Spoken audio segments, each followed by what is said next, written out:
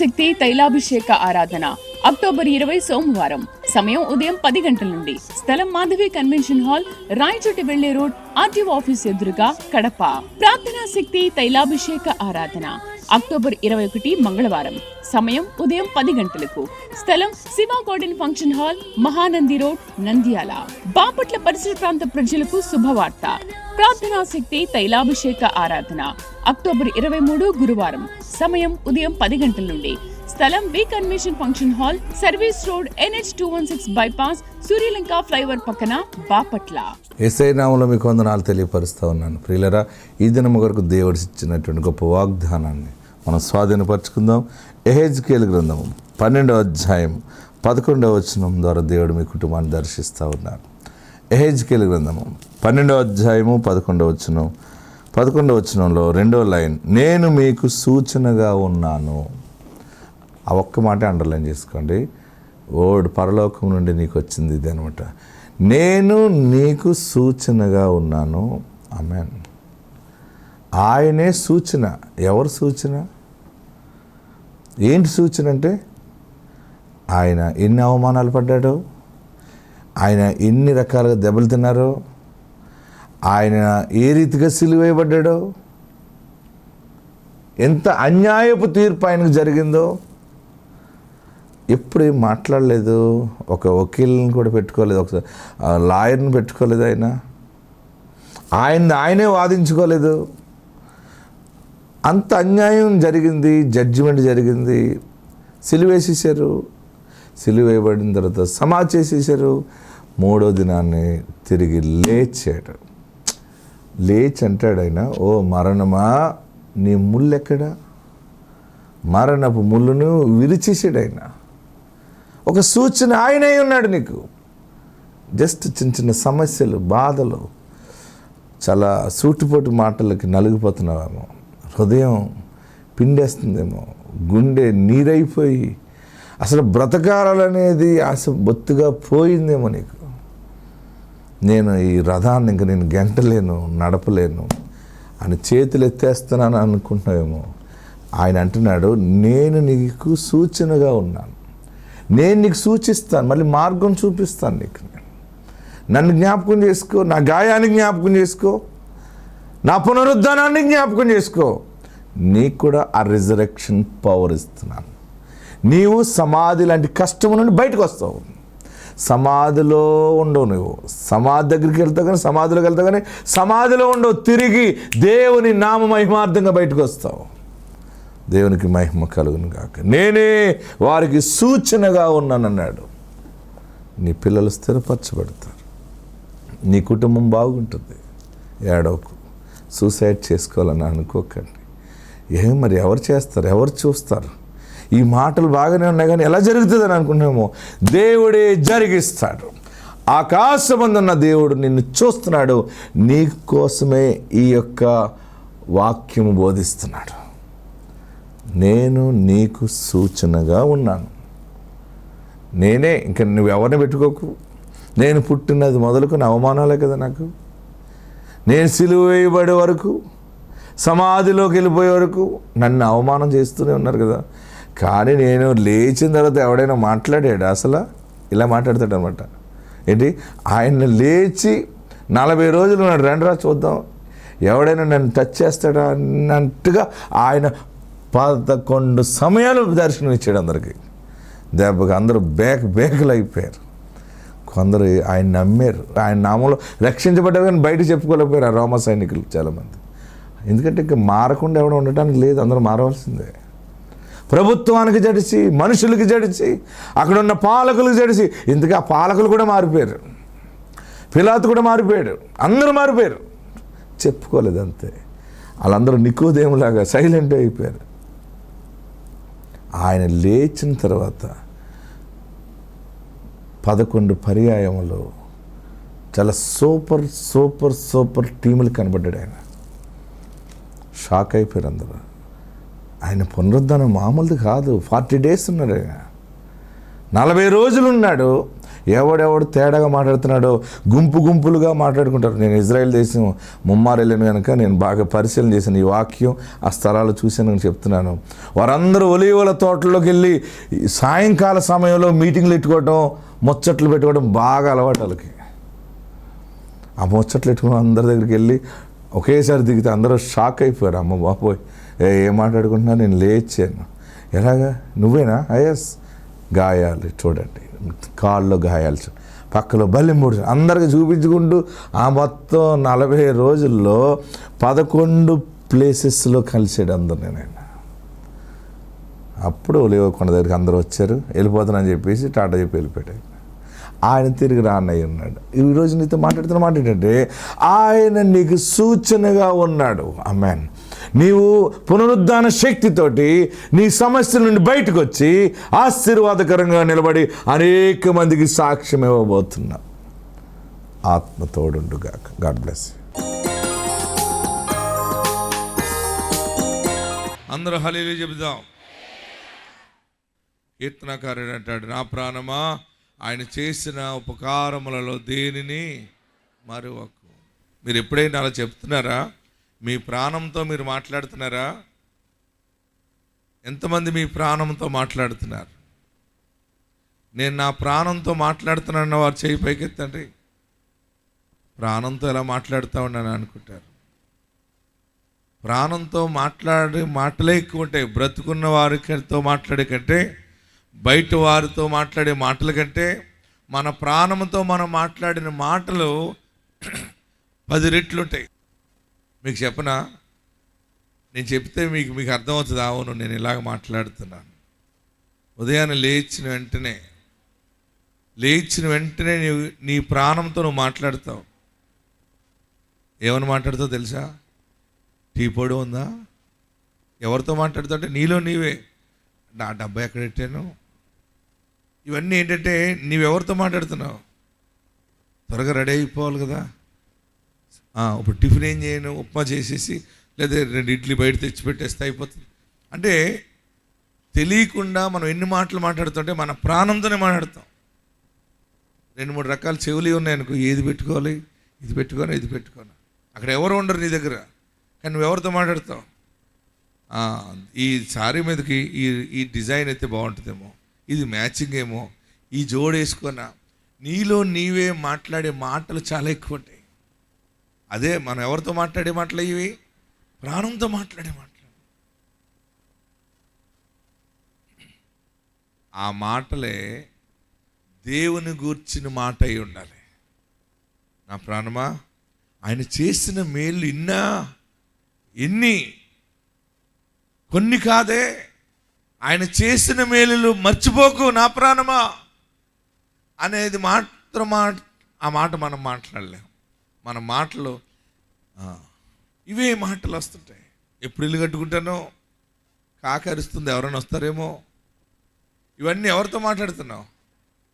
కానీ మనం మాట్లాడవలసింది ఏంటంటే ఈ రోజు నుండి, నా ప్రాణమా నిజమే ఆయన చేసిన మేళ్ళు నాకు ఈరోజు ఈ స్థితిలో ఉంచాడు, నేను భోజనం చేస్తున్నాను, నేను కుటుంబంగా ఇలా కట్టబడ్డాను, ఈ ఇంట్లో ఉన్నాను అంటే దేవుడు చేసిన మేళ్ళు ఇవన్నీ అని జ్ఞాపకం చేసుకోవాలి. హల్లెలూయా.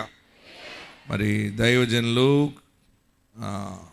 బైబిల్ మిషన్ వ్యవస్థాపకులు దేవదాసాయి గారు చాలా అనుభవంగా ఈ పదాలు, జీవమాయే హోవా నీకు చేసిన మేలను మరువాకు. హల్లెలూయా.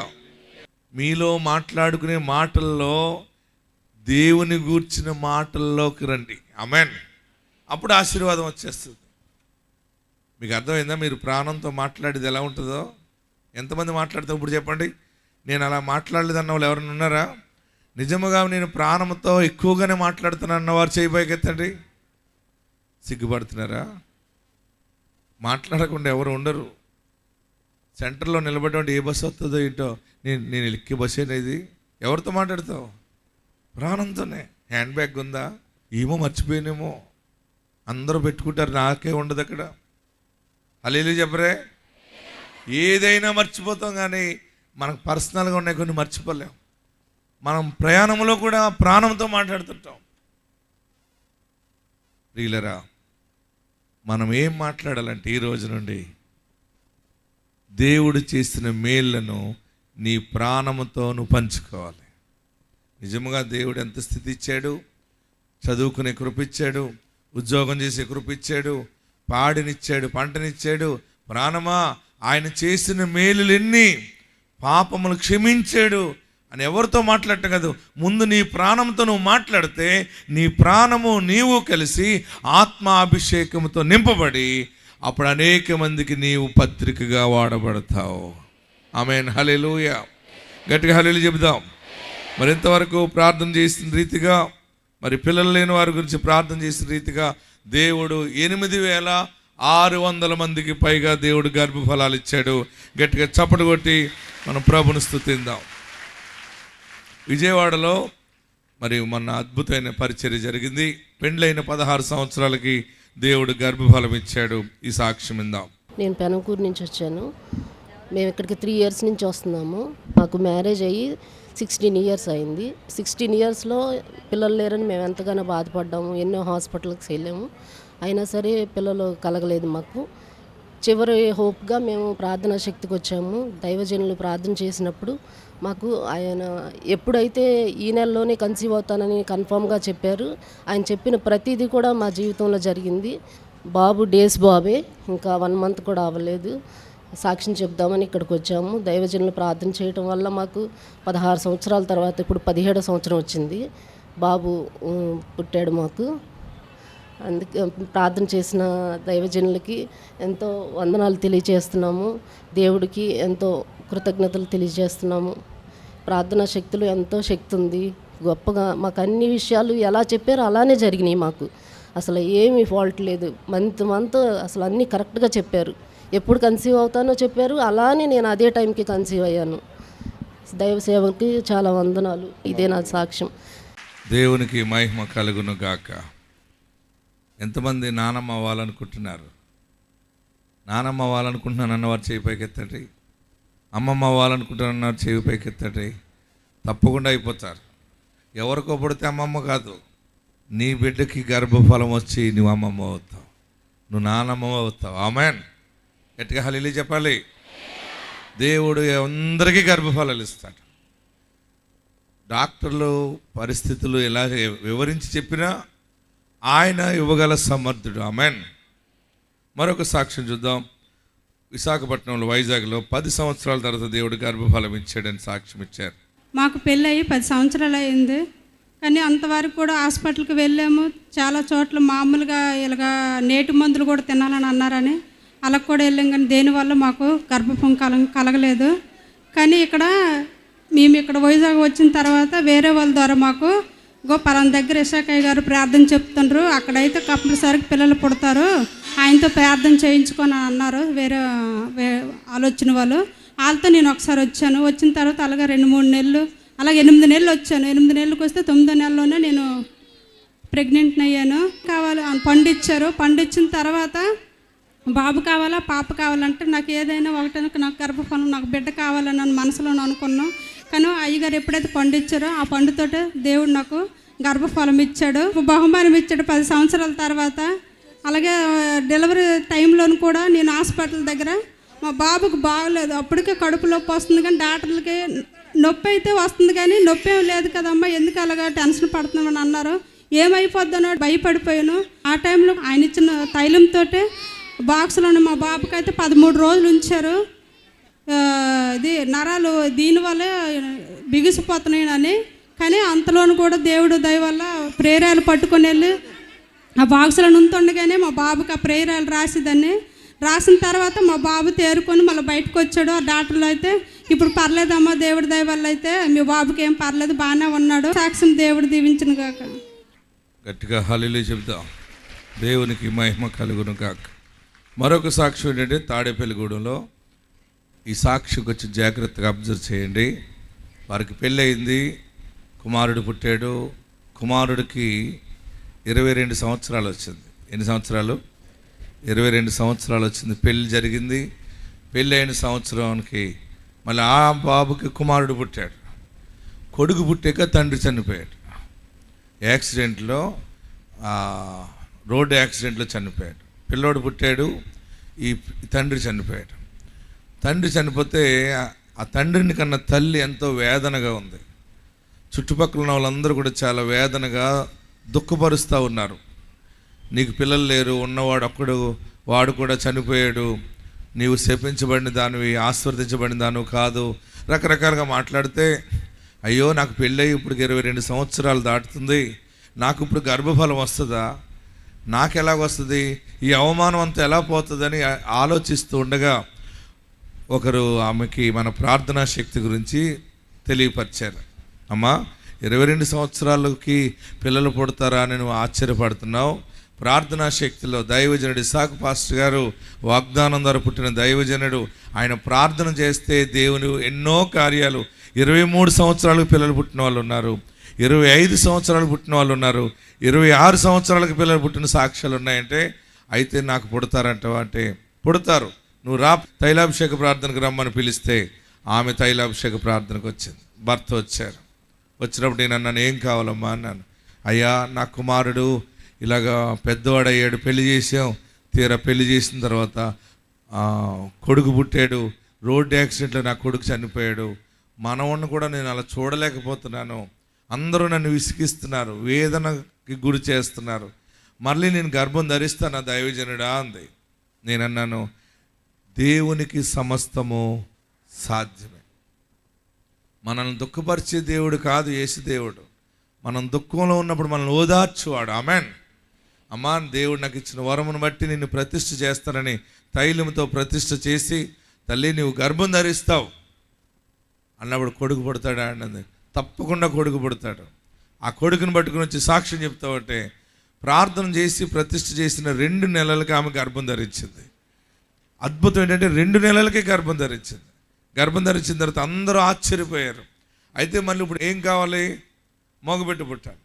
దైవజనుడు దేవుని ఆత్మ ద్వారా చెప్పాడు, దేవుడు ఇస్తాడని ప్రతి నెల ఎంతో విశ్వాసంతో ప్రార్థనలో గడిపింది. మొన్న 9 మాసాల నిండిని దేవుడు అద్భుతమైన కుమారుడిని అనుగ్రహించాడు. కొడుకు పుట్టాడు. గట్టిగా చేతులు పైకెత్తి చప్పట్లు కొట్టి చూడండి. అడుగో, ఎన్ని సంవత్సరాలు పుట్టాడు? పెళ్ళైన సంవత్సరానికి పుడితే ఎంత ఆరోగ్యంగా ఉంటాడో అంత అలా ఆరోగ్యంగా ఉన్నాడు. మన ప్రార్థనలన్నీ దేవుని సన్నిధికి వెళ్తాయి. దేవుడే పరలోకం నుండి మన జీవితాల్లో కృప చూపుతాడు. ఆ సాక్ష్యం ఏందని చూడండి. ఆ తల్లిదండ్రులు ఆ బిడ్డను ఎత్తుకొచ్చి సాక్ష్యం చెప్పారు. వారి భార్య సుజాత, వీరు పిప్పర, పశ్చిమ గోదావరి జిల్లా నుండి ఇక్కడ తాడేపల్లిగూడెం తైలాభిషేకానికి వచ్చారు. వీరికి వివాహం జరిగిన తర్వాత మొదట ఒక బాబు పుట్టాడు. బాబుకి 22 సంవత్సరాలు. ఆ బాబుకి కూడా వివాహం జరిగి తనకు మళ్ళీ ఒక కుమారుడు పుట్టాడు. పుట్టిన తర్వాత వారి కుమారుడు రోడ్ యాక్సిడెంట్లో చనిపోవడం జరిగింది. చనిపోయిన తర్వాత వారి కుటుంబంలో ఎన్నో సమస్యలు, వారి కుమారుడు అత్తగారి వైపు నుంచి ఇంట్లో అంతా సమస్యగా ఉండి వారు ఎంతగానో నిందిస్తున్నప్పుడు, నీవు గొడ్డిబొద్దానివి, నీకు పిల్లలు ఉండరు, ఉన్న ఒకడు చనిపోయాడని అందరూ నిందిస్తుంటే వారి బావగారు ఇక్కడ తైలాభిషేకం గురించి చెప్పారు. దైవజనులు ప్రార్థన చేసినప్పుడు 23 సంవత్సరాలకి కూడా గర్భఫలం పొందుకున్న వారు ఉన్నారని వారు చెప్పినప్పుడు ఇక్కడ తాడేపల్లిగూడెం తైలాభిషేకానికి వీరు వచ్చారు. వచ్చిన 2 నెలలకే దేవుడు తనకి గర్భాన్ని ఇచ్చారు. తర్వాత చక్కటి ఆరోగ్యమైన కుమారుడు పుట్టాడని వారి సాక్ష్యం చెప్తున్నారు. వివాహం జరిగిన తర్వాత కుమారుడు పుట్టాడు. 22 సంవత్సరాలు ఆ కుమారుడికి వివాహం జరిగింది. తనకు మళ్ళీ బిడ్డ పుట్టాడు. చనిపోవడంతో వీరు బాధపడుతుండే ఇక్కడ తైలాభిషేకానికి వచ్చినప్పుడు దేవుడు మళ్ళీ వారి పట్ల కార్యం చేసి కుమారుని ఇచ్చారని వారి సాక్ష్యం చెప్తున్నారు. ఈ సాక్ష్యం దేవుడు దీవించును గాక. ఆమేన్. హల్లెలూయా. మరొక సాక్ష్యం విందాం. సికింద్రాబాద్లో ఒక పాస్టర్ గారు అమ్మాయి వచ్చి సాక్ష్యం చెప్పింది. సికింద్రాబాద్ వారి తండ్రి కూడా దైవజనుడే. వాళ్ళ తండ్రి ఏం చెప్పాడంటే, అమ్మా, ఒక్కొక్కరికి దేవుడు ఒక్కొక్క వరం ఇస్తాడు. మరి ఇసాక్ పాస్టర్ గారికి ఆ వరం ఇచ్చాడు, నువ్వు అక్కడికి వెళ్ళి ప్రార్థన చేయించుకో. నేను వాక్యాలు వింటున్నాను, చాలా ఆత్మ సంబంధమైనటువంటి పరిచర్య, అది ప్రార్థనా శక్తి పరిచర్యని తెలియపరచటం. భార్య భర్తలు ఇద్దరు తైలాభిషేక ప్రార్థనకి సికింద్రాబాద్లో జరిగే ఆరాధనకు వచ్చారు. అమ్మ, నీకేం కావాలమ్మా అంటే, గర్భఫలం కొరకు వచ్చాను దైవజనుడు అంటే. ప్రార్థన చేసాం, దేవుడు మన ప్రార్థన ఆలకించి చక్కని కుమారుడిని ఇచ్చాడు. ఆ కుమారుడిని ఎత్తుకొచ్చి ఆమె సాక్ష్యం చెప్పింది. ఆ సాక్ష్యం ఏందని చూడండి. అయితే మేము ఇక్కడికి ఫస్ట్ మాకు మినిస్ట్రీ గురించి తెలియదండి. అయితే యూట్యూబ్లో చూసాము ఇన్ని టెస్టిమోనీస్ ఇస్తుంటే, సరే ఒకసారి మనం కూడా అన్న దగ్గరికి వెళ్ళి ప్రార్థన చేయించుకుందాం అనుకున్నాం. అయితే ఈ టెస్టిమోనీస్ అన్నీ చూసాక మేము December 1 వచ్చామండి. లాస్ట్ మంత్లో 2024 December 1 వచ్చాము. అన్నతో ప్రేయర్ చేయించుకొని ఆయిల్ వేశారు, ఫ్రూట్ తీసుకున్నాము. తీసుకోగానే December 3 కన్సీవ్ అయ్యానండి నేను. ప్రైజ్లో December 3 వెంటనే కన్సీవ్ అయ్యాము. జాన్లో నాకు తెలిసింది నేను ప్రెగ్నెన్సీ వచ్చిందని. సో ఇంత గొప్ప మినిస్ట్రీని అన్న ప్రేయర్ చేసినప్పుడు అండి నాకు హోలీ స్పిరిట్ ఇట్లా మొత్తం హోలీ స్పిరిట్ అంతా నా మీద వచ్చేసినట్టు నిండిపోయినట్టు అనిపించింది. సో అప్పుడే నాకు అంత కాన్ఫిడెన్స్ వచ్చింది. అలాగే మేము ప్రేయర్ చేసినప్పుడు అన్న ఒకటి అడిగారండి, మీకు ఎవరు కావాలన్నారు. అడిగితే బాబు కావాలన్నా అంటే ఇప్పుడు సో బాబుని పట్టుకొని వచ్చాము. ప్రైజ్లో ఆడండి చిన్న సాక్షి. చప్పటి కొడుతూ ప్రభుని కనపరుద్దాం. మీరు అడిగినప్పుడు మీరు చెప్పాలి ఎవరు కావాలని. మిమ్మల్ని ఎవరు అడుగుతారు? అలాగా అడిగే దమ్ము ఎవరికి ఉంది? ఆత్మ ఉన్నవాడికి దమ్ము ఉంటుంది. ఆమెన్. అందరూ లేచి నిలబడదాం. ఎక్కడున్నవారు అక్కడే. ఇంత సమృద్ధి అయిన ఆశీర్వాదాన్ని దేవుడు నీ ముందుకు వచ్చి తన సేవకుడి ద్వారా ప్రకటించి ఉన్నాడు. మరి ఎక్కడున్నవారు అక్కడ లేచి నిలబడండి. నేనేం చేసినా ఫలించట్లేదని ఏడుస్తున్నావు కదా, ఎంత వచ్చినా కనపడట్లేదు అంటున్నావు కదా, అన్ని అప్పుల కింద అయిపోతున్నాయి, ఏది నిలబడట్లేదు. ఇంతకుముందు వేరుగా ఉండేది, ఇప్పుడు అసలు రూపాయి చూడలేకపోతున్నాను ఏడుస్తున్నావా? ఖర్చులు ఎక్కువైపోయినాయి, ఎలా నిలబడతాం, ఎలా బ్రతుకుతాం అని ఆలోచిస్తున్నావా? ఏమి తిందుమో ఏమి త్రాగుదమో అని మీరు చింతించకండి. రేపటిని గూర్చి మీరు ఆలోచన చేయకండి. నేనున్నాను మీ పక్షముగా అని దేవుడు మీతో మాట్లాడుతున్నాడు. ఈరోజు మీ వ్యాపారాలు దీవించబడతాయి, మీ పంట దీవించబడుతుంది, మీ ఉద్యోగాలు దీవించబడతాయి, నూతన మార్గాలు సరళమవుతాయి. ఎక్కడున్న వారు అక్కడ 2 చేతులు పైకెత్తి ఫైనాన్షియల్గా బ్లెస్సింగ్ దేవుడు ఇస్తున్నాడు ఈరోజు. మరి అంత ఆర్థిక దీవెనిచ్చే ముందు ఇచ్చేవాని ఎదుట ఆయనను నీ గుండెలో చేర్చుకోవాలి. 2 చేతులు పైకెత్తి నా పాపాలు క్షమించేసయ్యా, నన్ను పరిశుద్ధపరిచేసయ్యా, నన్ను పవిత్రపరిచేసయ్యా, నీ రక్తంతో కడుగేసయ్యా. నా గుండె నిండాను ఉండాలి, నా హృదయం నిండాను ఉండాలి, నీవు నా హృదయంలోకి రావాలి. అందరూ కూడా యేసయ్యా అని 7 మార్లు పిలవండి, 7 మార్లు పిలవండి. నీవు కావాలి, నీవు కావాలయ్యా, నీవు ఆశీర్వాదములు ఇచ్చేవాడివి. నా పాపాలు క్షమించు, నన్ను పరిశుద్ధపరచు, నన్ను పవిత్రపరచు, నీ రక్తంతో నన్ను కడుగు బాబు. నీవు అప్పులు తీర్చే దేవుడవు, వ్యాపారం ఇచ్చే దేవుడవు, సమృద్ధినిచ్చే దేవుడవు, మరలా మమ్మలను బ్రతికిచ్చే దేవుడవు. నీవును నీ పిల్లలు బ్రతకండి. వ్యాపారం ఇచ్చేవాడా, పాపాలు క్షమించువాడా, పరిశుద్ధపరచువాడా. అందరు 2 చేతులు తలపైన పెట్టుకోవాలి. అందరు 2 చేతులు తలపైన పెట్టుకొని నా కొండను ఆశీర్వదించు, నా ఇంటిని ఆశీర్వదించు. రావాలి దీవెన, నాకు కావాలి దీవెన, నాకు దీవెనలు కావాలి. దీవెనలకు వారసుడిగా చేయి, వారసురాలుగా చేయి. యేసయ్యా పిలవండి, గట్టిగా కేకలు వేయండి. నన్ను ఆశీర్వదించు, నన్ను ఆశీర్వదించు. అప్పులు నేను ఏడుస్తున్నావేమో, ఆశ్చర్యకరంగా కనుమరుగిపోతాయి, ఆశ్చర్యకరంగా నీకు దూరం అయిపోతాయి. నీవే అప్పిస్తావు, నీవే అప్పిస్తావు. అనేక మందికి ఆస్తికర్తగా ఎదుట నిలబడతావు, అనేక మందికి దీవెనకరణ సాక్షిగా ఉంటావు. క్రీస్తు నందున్నవాడు నూతన సృష్టి. అందరూ తలపైన చేతులు పెట్టుకుని నా పాపాలు క్షమించు, నన్ను పరిశుద్ధపరచు, నన్ను పవిత్రపరచు. నాకు నువ్వు కావాలి, పరలోక రాజ్యము కావాలి, నీ రాజ్యములో పేరుండాలి, నీ జీవ గ్రంథంలో నా పేరు రాయి బాబు. ఇక నేను పాపము చేయనయ్యాని మీరందరూ ప్రార్థన చేయండి. మీ కుండ సమృద్ధిగా నింపబడుతుంది. మీ ఇల్లు దీవెనలతో నింపబడుతుంది. మీ వ్యాపారం ఆశీర్వాదంగా మారుతుంది. నూనె అమ్ముకో, వ్యాపారం పెట్టుకో, అప్పులన్నీ తీర్చుకో. మిగిలిన దానితో మిగులు మిగులు మిగులు మిగులు మిగులు మిగులు ఆశీర్వాదం. ఏ పని చేసినా మిగులుతుంది. ఏ శుభకార్యం తలపెట్టినా మిగిలి చూస్తా. ఏ వ్యవసాయం చేసినా మిగిలేది. ఏ చెరువులు చేసినా మిగిలే కనపడుతుంది. నీ చేతి పని దీవించబడుతుంది. అందరూ ప్రార్థన చేయండి. యేసయ్యా నన్ను ఆశీర్వదించు.